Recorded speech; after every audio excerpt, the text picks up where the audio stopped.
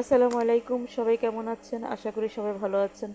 তো রমজান মাসে কিন্তু মাছ মাংস দিয়ে খেতে ভালো লাগে না। তো আমি আজকে বেগুনটা ভেজে নিচ্ছি, ভোর রাতে খাবো। তো আমি বেগুনটা ভাজতে ভাজতে কিছু কথা বলতেছি।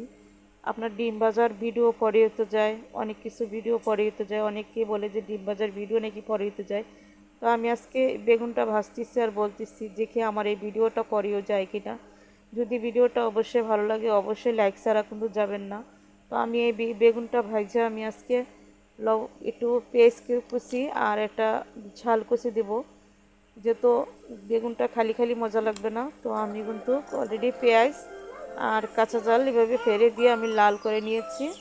লাল করে দিয়ে বেগুনটা আমি ঢেলে দিয়ে দিব, ঢেলে আবার কিন্তু উল্টে পাল্টে আমি তুলে নেব।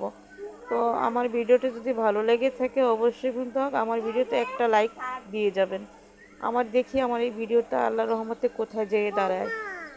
তো অনেকে অনেক ভিডিও নিয়ে কিন্তু চলে যাচ্ছে, কিন্তু আল্লাহর রহমতে আমার এই ভিডিওতে কেউ না লাইক না করে যাবেন না। তো আশা করি আমার পাশেই থাকবেন। তো অবশ্যই কিন্তু আমার বেগুন ভাজাটা হয়ে গেছে, আমি কিন্তু এখন উঠিয়ে নেব। যদি অবশ্যই আমার ভিডিওটা ভালো লেগে থাকে তবে অবশ্যই পাশে থাকবেন। আমার রান্নাগত ততটা সুন্দর নয়, কারণ আল্লাহ আমাকে মধ্য পরিবারেই এনে ফেলেছেন। বাবার বাড়ি যেমন তেমন স্বামীর বাড়ি হচ্ছে সবচেয়ে বড়।